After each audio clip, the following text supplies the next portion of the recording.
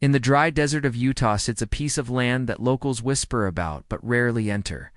Animals vanish without a trace. Strange lights cut across the night sky. Machines stop working as if something drains their power. And every family that lived here told the same story. The land itself feels alive and cursed. This ranch has been called a hotspot for UFOs, a gate to another world, and even the most haunted property in America. But behind the legends lies something stranger. Military secrets, unexplained science, and events that defy logic.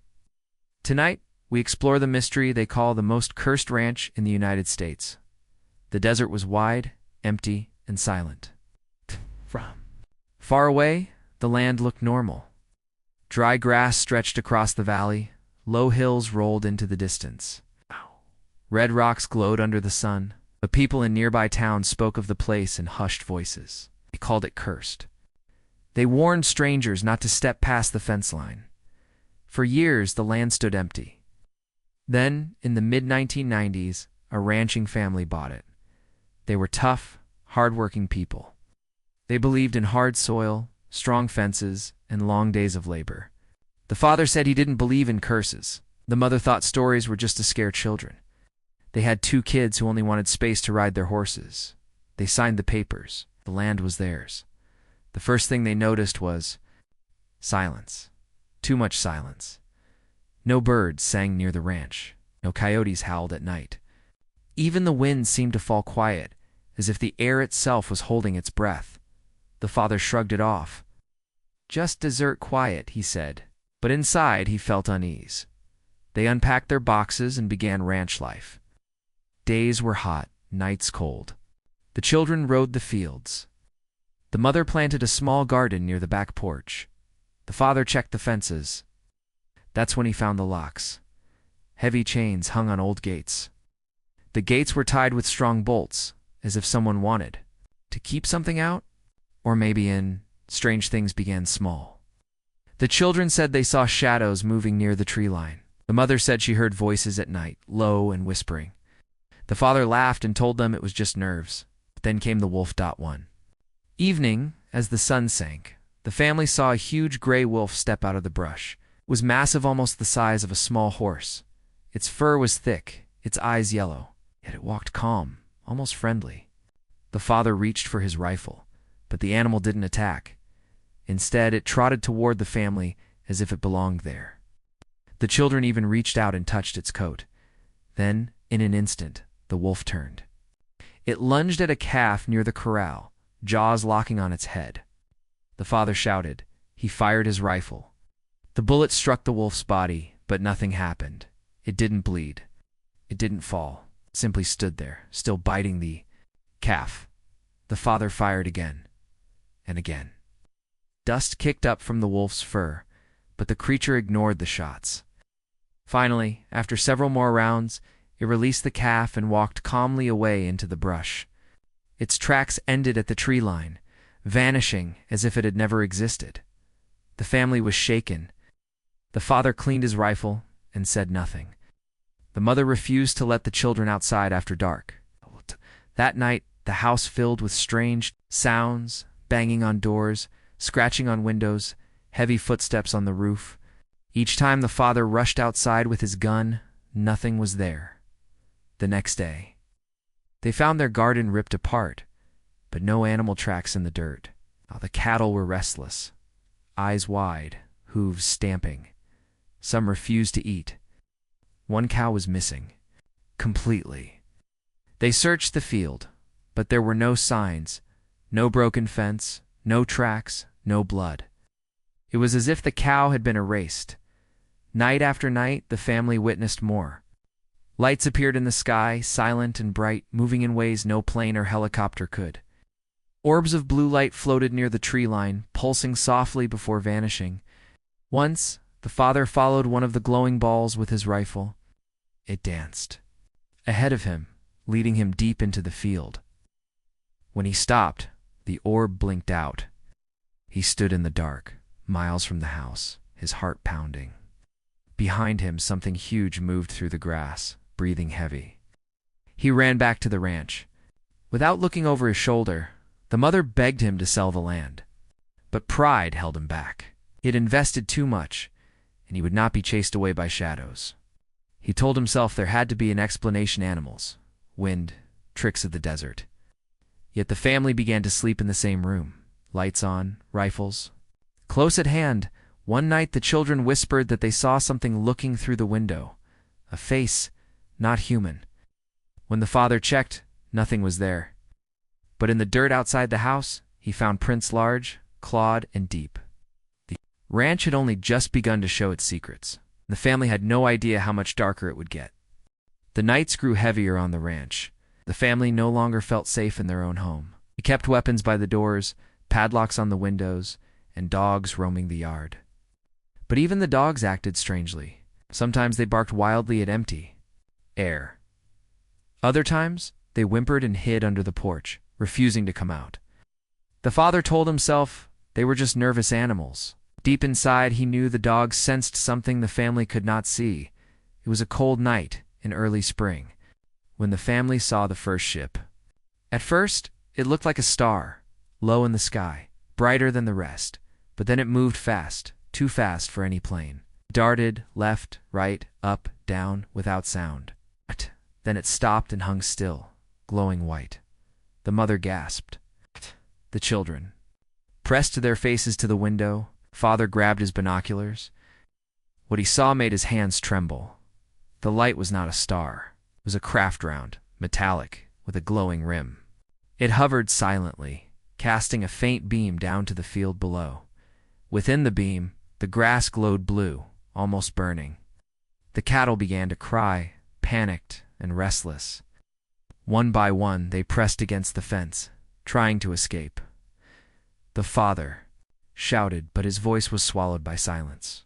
Then, without warning, the light blinked out. The sky was dark again, the stars ordinary. The cattle calmed, though some collapsed to the ground, exhausted.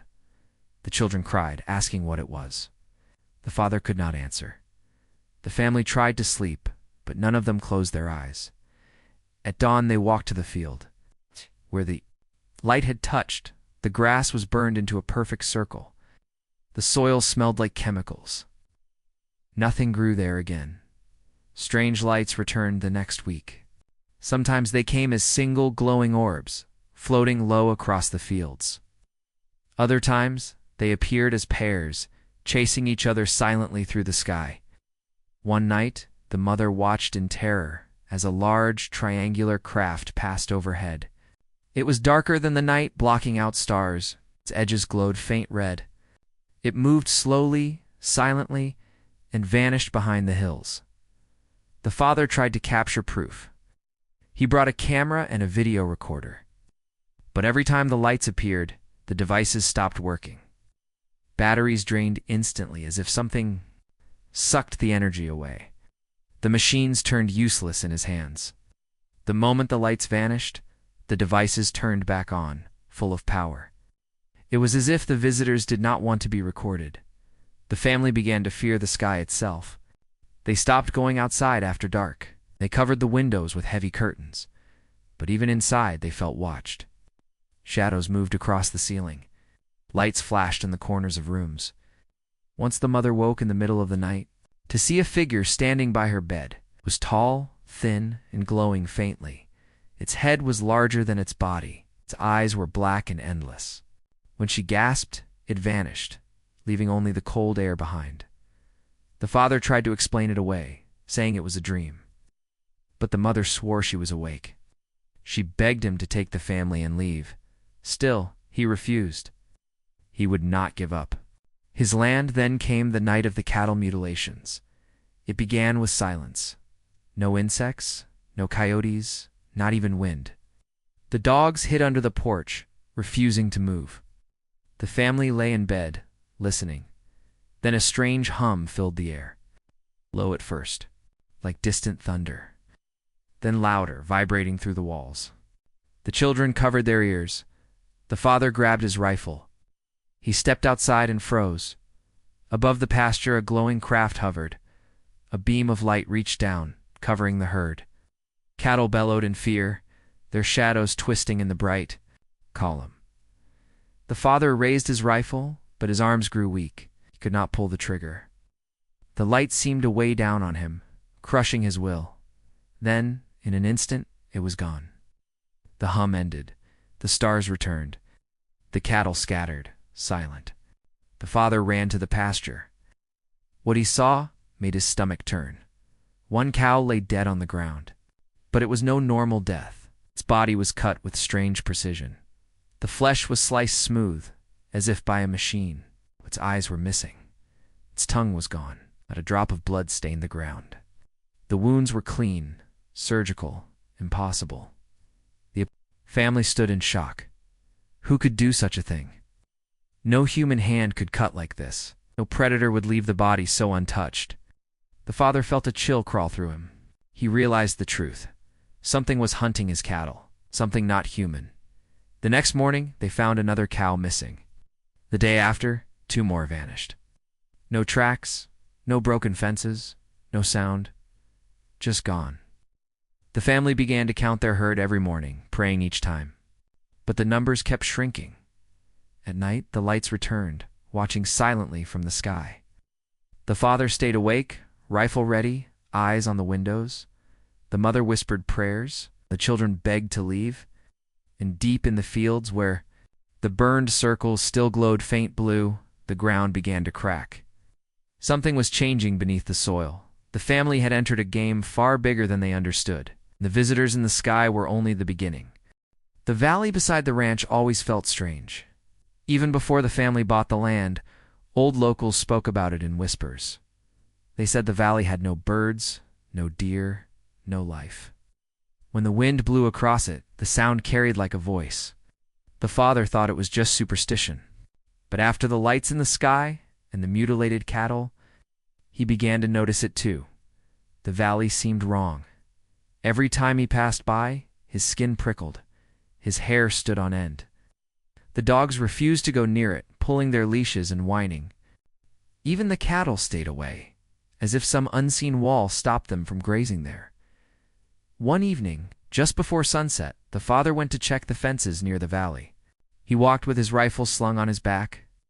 The light of the sun turned the red rocks into fire. But inside the valley, shadows pooled too deep, too dark for that hour. It was as if the sunlight could not enter. The father froze when he saw movement. At first he thought it was a man, a tall figure, standing in the shadows, still as stone. He raised his hand to wave, but the figure did not move. Then, as he stared harder, he realized something terrible. The shape was too tall, too thin. Arms hung almost to its knees.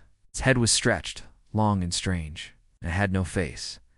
The father blinked and it was gone. He rubbed his eyes, heart pounding. Maybe it was a trick of the light. Maybe the shadows were playing with him. But when he turned back, the figure was there again, his time closer, silent, watching.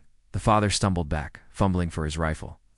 But when he aimed, there was nothing there, only empty shadows. He rushed home, breathless, refusing to tell the family what he saw, did not want to scare them more. But the valley did not leave him alone. That night, the family heard voices outside, faint whispering, as if people were speaking just beyond the walls. The children asked who it was. The mother clutched her rosary. The father stepped outside, shotgun in hand. He circled the house. There was no one, only the wind, yet the voices followed him, whispering from the valley. Later, the oldest son swore he saw figures moving in the field, shapes tall and thin, sliding across the grass without sound. He shouted for his father, but when they looked again, nothing was there. The next morning, the family found tracks by the valley, but they were not human. The prints were large, round, with 3 long toes pressed deep into the soil. Too deep for anything that light could have made. The father measured them. They were bigger than his boots. That same night, the shadows came closer. The dogs barked furiously, their bodies stiff with fear. Then, suddenly, they fell silent. When the family went outside, they found one of the dogs missing. The chain was still there, unbroken, but the animal was gone.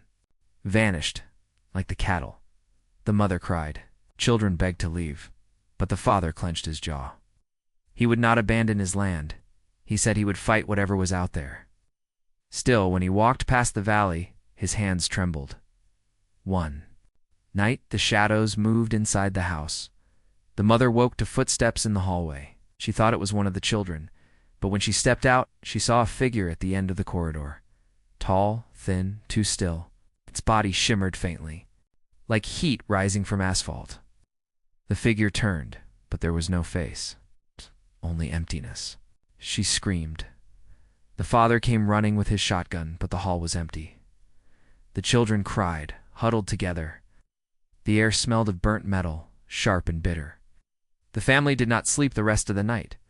The following day, the father made a decision. He'd walked into the valley, alone, determined to face whatever was haunting them. The ground felt wrong beneath his boots, soft and damp though it had not rained. The air was heavy, as if pressing down on him. Called out, demanding the shadows show themselves, and they did. From the far side of the valley, 3 shapes appeared. Tall, thin, faceless, they did not walk. They glided, moving silently over the ground. The father raised his gun, heart thundering. But before he could fire, a wave of dizziness struck him. His arms went weak, his knees buckled. The world spun. The last thing he saw before he blacked out was the figure standing over him, silent, watching, reaching out. When he awoke, it was dark. Hours had passed. His rifle lay beside him, untouched. He staggered home, shaken his memory. Blurred. His wife asked what happened. He said nothing. He only whispered, "They don't want us here." The family sat in silence that night, listening to the valley. No. The shadows had stepped closer, and they knew this was only the beginning. The ranch was no longer just a home. It had become a cage. The family felt trapped, surrounded by something they could not understand.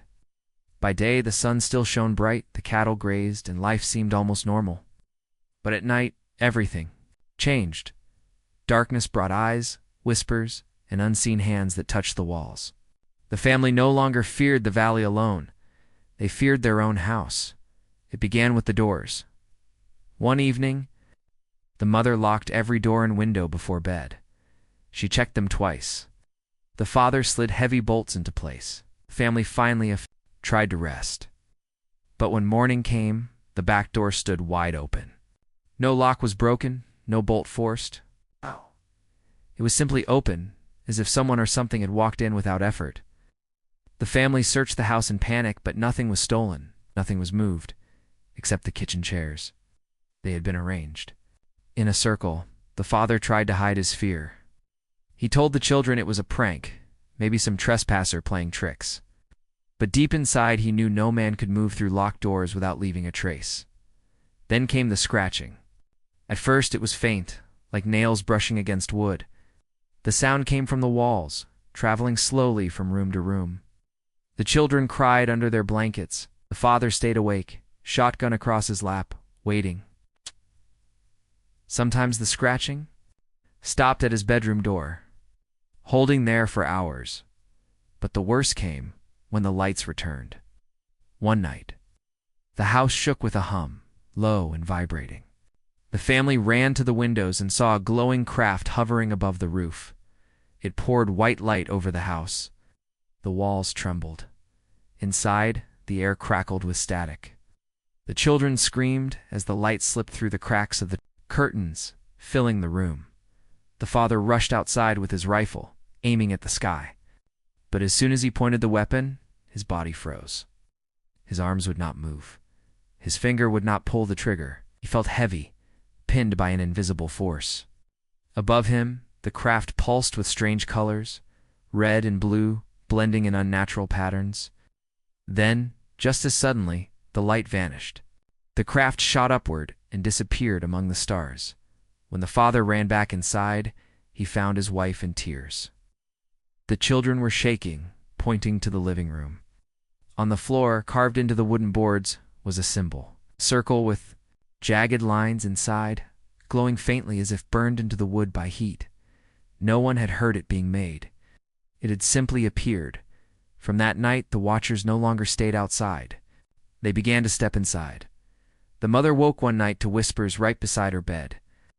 She turned and saw a shadowy figure standing in the corner. Its body shimmered, tall and thin, with long arms stretched to the ground, its head tilted, watching her silently. She screamed, waking the father, but the shadow vanished instantly, leaving the room ice cold. The children claimed they were touched at night. Small hands, cold as stone, brushed their faces while they slept. Sometimes they woke to find their blankets pulled off, placed neatly on the floor. Other times, they swore figures stood above them, watching, glowing faintly blue. The family's youngest son began to draw what he saw. His pictures showed faceless beings with long limbs standing over the beds. Some drawings showed the house surrounded by lights.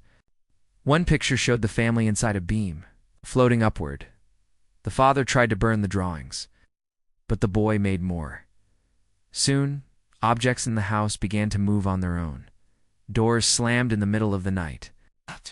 Power, hissing with strange static voices, rattled in the kitchen drawers. Once a chair slid across the room by itself, scraping the floor loudly as if pushed by invisible hands. Then the voices came back, not outside, but inside the walls. The family heard them at night, whispers, conversations in a language none of them knew. Sometimes, the voices spoke their names. The mother swore she heard her own name repeated again and again until she covered her ears. The father once heard a voice call to him from the basement. When he opened the door, a freezing gust of air hit him. The basement was empty. The tension broke on one terrifying night. The family was asleep, when every window in the house lit up at once. A blinding white glow flooded every room. The house shook violently, dishes falling from shelves. The children screamed. Mother grabbed them, holding them close. The father ran to the front door, shotgun in hand, and froze. Through the blinding light, he saw figures standing in the living room. Not one, not two. Dozens, tall, thin, faceless, their bodies glowing faint blue. They filled the house, silent, watching. The father tried to lift his gun, but again his arms would not move. He stood paralyzed as the figures stepped closer. The mother sobbed, clutching the children, begging them to leave. Then in a flash, the lights vanished. The house was dark. The figures were gone. Only silence remained. The family did not sleep. That night, they sat together in the living room, shaking, waiting for dawn. When the first rays of sunlight broke through the windows, they saw something new carved into the floor. It's not just a circle this time, a map. But a map to what? Could not tell. The family tried to hold on. They told themselves it would pass, that maybe the strange events would fade with time. But things did not fade. They grew worse. The watchers were no longer content with standing in shadows. They began to reach deeper, touching not just the house, but the people inside it. It started with lost time. One evening, the mother tucked the children into bed at 9. She remembered kissing each of them on the forehead. She went to her own room, lay down, and shut her eyes for only a moment. When she opened them, the sun was already rising. Hours had passed, but she had no memory of sleep. Her body felt weak, as if she had been walking all night. When she checked the children, she found them in different positions than before. Their blankets gone, their clothes reversed inside out. None of them remembered moving. The father soon experienced the same. He went outside to check the cattle one evening, carrying his flashlight. He remembered stepping past the barn. The next thing he knew, he was waking up in the field at dawn, lying on the cold ground with his flashlight shattered beside him. His boots were gone, and his shirt was inside out. On his arm, he found a small, circular mark burned into the skin. It glowed faintly for a few hours before fading away. After that, the family began to dread the nights more than ever. The children complained of strange dreams. Dreams of floating in white rooms. Dreams of lying on metal tables while tall, faceless figures leaned over them, touching them with long, cold fingers. The youngest child, too small to invent such tales, described tools he had never seen, sharp instruments that gleamed under bright lights. He said he could feel the tools inside him, though when he woke, no wounds were visible. But sometimes, there were wounds. The mother found thin cuts on her arms one morning, perfectly straight, as though made by a machine. They did not bleed, but the skin was sliced open. By the next day, the cuts were gone, leaving no scar. The father once discovered a needle mark on his neck, though no one in the family owned a needle that thin. The children sometimes woke with bruises on their backs, shaped like long fingers. The most terrifying moment came one night when the entire family vanished. The neighbors, who rarely visited, reported seeing the house glowing faintly around midnight. The light lasted for several hours. In the morning, when one brave man finally came to check, the house stood silent. The front door was open. Inside, every bed was empty. The kitchen table was set for breakfast, but no food was touched, no sign of struggle. The family was simply gone. And then just as suddenly, they came back. The father woke up on the floor of the living room, his wife beside him, the children curled on the rug. All of them wore the same clothes, though their watches were broken, and their shoes were gone. None of them remembered leaving the house. The only clue was a strange smell in the air, like burnt metal mixed with sulfur. The mother cried when she realized they had all lost an entire night. After that event, the children began to whisper about the room. They said they had been taken to a place with no windows, no doors, only blinding white walls. They lay on tables too cold for comfort. Strange machines hummed around them, and tall, faceless beings stood by watching. The beings touched their heads, their arms, their stomachs. They whispered in a voice the children could not understand. The father dismissed it as dreams, but deep down he knew the children were telling the truth. He had felt it too. The same room, the same tables, the same hands holding him down. Remembered one detail most clearly, a long needle descending toward his chest, the terror of being unable to move. But the most horrifying discovery came days later. The mother was brushing her hair, and she felt a small bump at the back of her neck. At first, she thought it was just skin. But when she pressed it, something hard shifted under her flesh, tiny object, smooth and metallic. She screamed. The father checked and confirmed it was real. Something had been placed inside her body. When he pressed against his own arm, he felt the same. The family realized they were no longer just being watched. They were being studied, changed. That night, the father sat awake, shotgun across his knees, his hands trembling.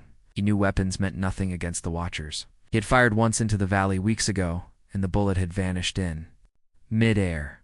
Still, he clung to the gun, the only symbol of protection left. His wife sat beside him, silent, eyes wide with fear. Suddenly the lights returned, blinding, brighter than ever before. The house shook, rattling dishes and windows. Children screamed, clutching their mother. The father raised his shotgun, but again could not move. The light poured into the living room, filling every corner, and then darkness. The entire house fell silent. The family held their breath. Slowly their eyes adjusted. What they saw froze their blood. In the middle of the living room stood a table, a metal table that had not been there before. It gleamed in the faint moonlight, and on it lay something wrapped in cloth, something that moved. The family stared at the table in silence. It stood in the middle of the living room as if it had always been there. The metal gleamed cold and sharp, too smooth for human craft. The air around it buzzed faintly like static. The cloth covering. The object twitched again, a small movement, but enough to send a shiver through every heart. The mother pulled the children behind her, holding them close. The father raised his shotgun, though he knew it would do nothing. With shaking hands he stepped toward the table. The cloth moved again. Something beneath it was alive. The father reached out. His fingers brushed the fabric. It was warm. He snatched his hand back, his breath caught in his throat. Then, without warning, the cloth slid away by itself. What lay beneath was not something the family could. It was small, child-sized, its skin pale and thin, almost transparent. Veins glowed faintly under the flesh, pulsing with blue light. Its head was too large, its body too thin. The arms were long, The fingers stretched into points. Its eyes were closed, but its chest rose and fell, slow and steady. It was alive. The father staggered back. The children screamed.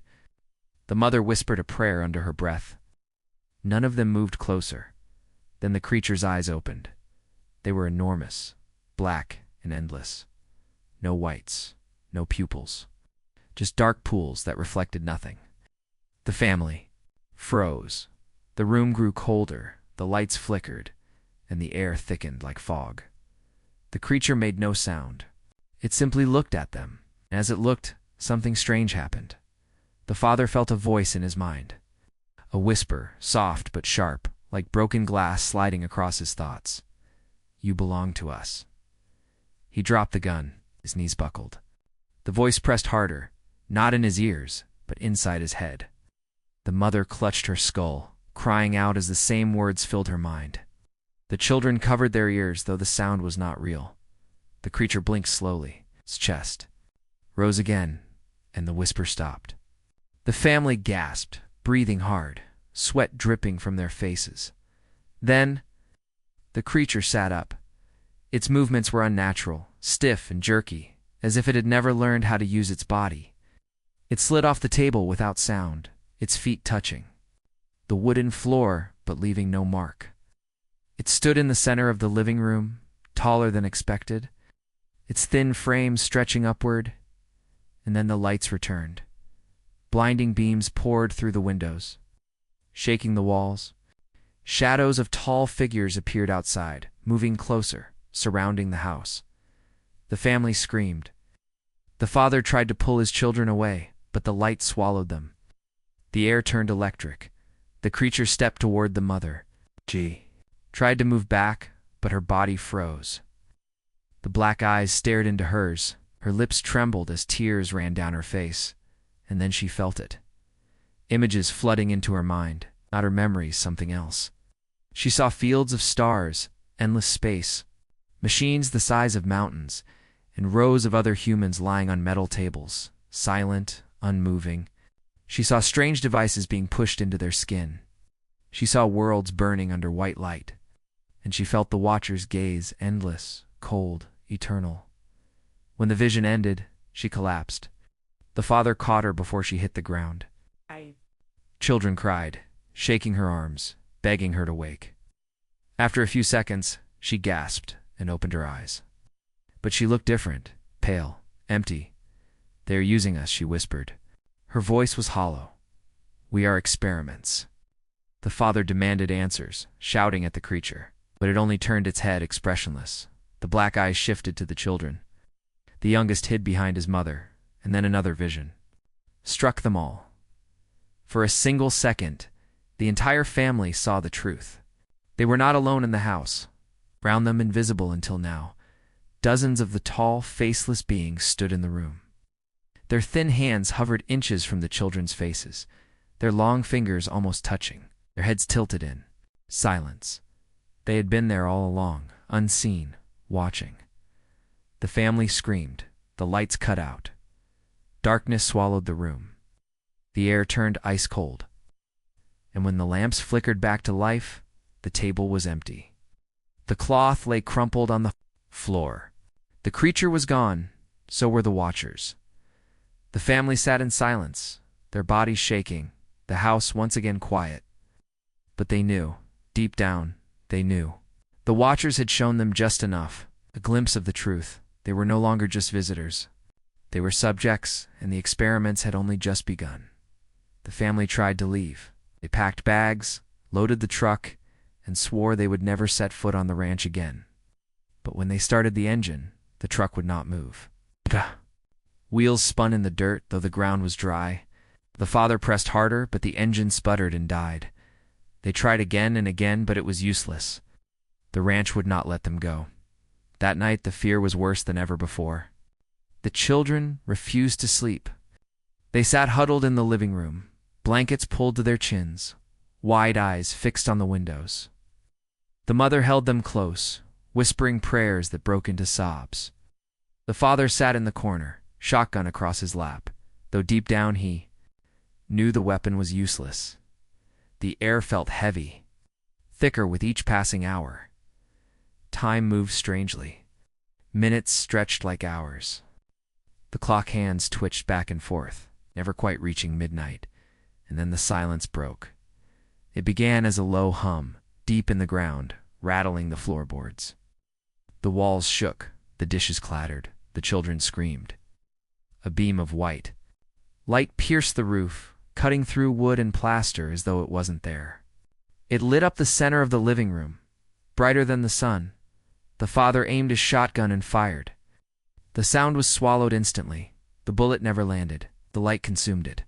The mother pulled the children tighter, her eyes wide with terror. The hum grew louder, shaking the whole house. Windows shattered, doors flew open. Cold wind rushed in, carrying a smell of burning metal, and then they appeared.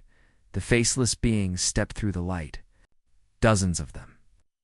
Their bodies were tall, thin, their movements unnatural, jerking like broken puppets.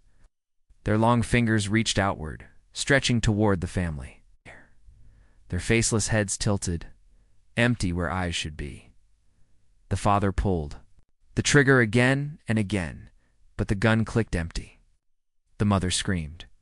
The children cried, and then the light lifted them. One by one, their bodies rose from the floor. The father floated upward, his arms flailing, his mouth open in a silent scream.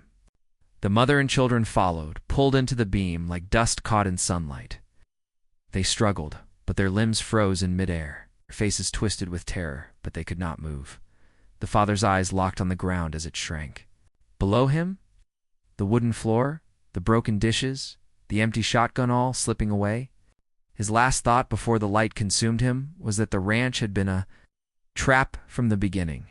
The neighbors saw it all. Miles away, one rancher woke to a glow in the night sky, stepped outside and froze. Over the distant ranch, a column of white light stretched from the ground into the heavens. It pulsed, flickered, and then vanished in an instant. By dawn, the house was empty. The truck sat in the dirt, keys still in the ignition. The beds were neatly made. Plates sat on the kitchen table, untouched, but the family was gone. No sign of struggle, no footprints in the dust. Only one thing remained. In the center of the living room floor, burned into the wood, was a symbol. Perfectly round, lines within lines like a map no human could read. The mark glowed faintly for days, then faded. The government arrived soon after. They sealed off the ranch with fences and guards. Scientists came in trucks carrying machines. They measured the soil, tested the air, drilled into the earth. None of them gave answers, but the rumors spread. Some said the place was cursed. Others said it was a doorway, a laboratory, a hunting ground. The truth never came out. Today the ranch still stands, empty, silent. Locals refuse to go near it. Travelers who pass by at night swear they see lights in the sky dancing above the valley. Some say they hear voices, whispers carried by the wind. A few claim to have seen figures tall, thin, faceless, standing in the fields, watching, and sometimes people go missing. Hikers, campers, wanderers, they vanish without a trace. Their cars found abandoned by the road, their tents still standing, their belongings untouched. The people are never seen again. The ranch keeps its secret, and the question remains. Were the family victims of something beyond this world? Or were they chosen, taken for reasons we will never know? Perhaps the truth is worse. Perhaps they were never taken at all. Perhaps they are still there, still inside the ranch, still subjects. In an endless experiment, their screams echoing where no human ear can hear. And perhaps, tonight, the watchers are not finished. Not yet.